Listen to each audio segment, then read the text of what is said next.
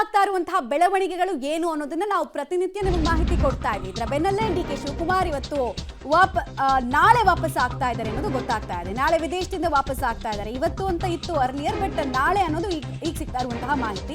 So dinner politics ಬೆನ್ನಲ್ಲೇ high command ಕಡೆ ಕೈ ತೋರಿಸಿ ಸುಮ್ಮನಾಗ್ತಾರ ಡಿ.ಕೆ. ಶಿವಕುಮಾರ್, ಅಥವಾ ಕೌಂಟರ್ ಕೊಡೋದ್ರ ಮೂಲಕ ನಾನು ರೆಡಿ ಇದ್ದೀನಿ, ನೀವು ನನ್ನನ್ನು ಡಿಸ್ಟರ್ಬ್ ಮಾಡಕ್ ಬಂದ್ರೆ ನಾನು ನಿಮ್ಮನ್ನು ಡಿಸ್ಟರ್ಬ್ ಮಾಡ್ತೀನಿ ಅನ್ನೋ ಸಂದೇಶವನ್ನು ಕೊಡ್ತಾರ. ಡಿ.ಸಿ.ಎಂ ಡಿ.ಕೆ. ಶಿವಕುಮಾರ್ ಅವರ ಕೌಂಟರ್ ಸ್ಟ್ರಾಟಜಿ ಹೇಗಿರುತ್ತೆ ಅನ್ನೋದು ಕುತೂಹಲಕ್ಕೆ ಕಾರಣ ಆಗ್ತಾ ಇದೆ.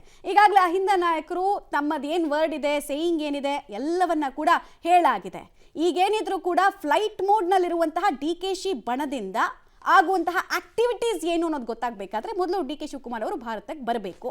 ಯಾಕಂದ್ರೆ ಇಲ್ಲ ಆಗ್ತಾ ಇರುವಂತಹ ಬೆಳವಣಿಗೆ ಬಗ್ಗೆ ಅವ್ರಿಗೂ ಕೂಡ ಅರಿವಿರುತ್ತೆ. ಸೊ ಯಾರಿಗೆ ಯಾವ ಸಂದೇಶವನ್ನ ಹೇಗೆ ಕೊಡ್ತಾರೆ ಮತ್ತು ಮುಂದಿನ ಪಾಸ್ಚರಿಂಗ್ ಫೈಟ್ ಅಂತ ಇದನ್ನ ನಾವೇನು ಕರಿತೀವಿ, ಮುಂದೆ ಪೋಸ್ಟ್ ಸಿದ್ದರಾಮಯ್ಯ ಅವರ ಲೀಡರ್ಶಿಪ್ ವಿಚಾರದಲ್ಲಿ ಯಾರ್ದು ಅಪ್ಪರ್ ಹ್ಯಾಂಡ್ ಆಗುತ್ತೆ ಅನ್ನುವಂಥದ್ದು ಕೂಡ ಕುತೂಹಲಕ್ಕೆ ಕಾರಣ ಆಗ್ತಾ ಇದೆ.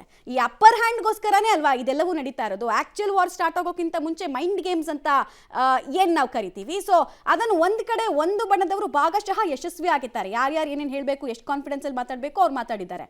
ಈಗ ಸರದಿ ಇರೋದು, ಈ ಕುತೂಹಲ ಇರೋದು ಡಿ.ಕೆ. ಶಿವಕುಮಾರ್ ಅವರ ಮಾತಿನ ಬಗ್ಗೆ. ಈಗ ಮಾತಾಡ್ತಾರೆ ಅನ್ನೋದು ಕುತೂಹಲ. 2016ರಲ್ಲಿ ಇವರು ಇದೇ ರೀತಿ ಫಾರಿನ್ ಟ್ರಿಪ್ಗೆ ಹೋದ್ರು, ಅಮೆರಿಕಕ್ಕೆ ಹೋದ್ರು. ಇನ್ನೇನು ಅವರು ವಾಪಸ್ ಬಂದ ಮೇಲೆ KPCC ಅಧ್ಯಕ್ಷರಾಗಬೇಕಾಗಿತ್ತು. ಬಟ್ ಆಲ್ಮೋಸ್ಟ್ ಇಡೀ ಚೆಸ್ ಗೇಮ್ನೇ ಚೇಂಜ್ ಮಾಡಿದ್ದು ಯಾವ ಬಣ ಅನ್ನೋದು ಇಡೀ ರಾಜ್ಯದ ಜನರಿಗೆ ಗೊತ್ತಿದೆ.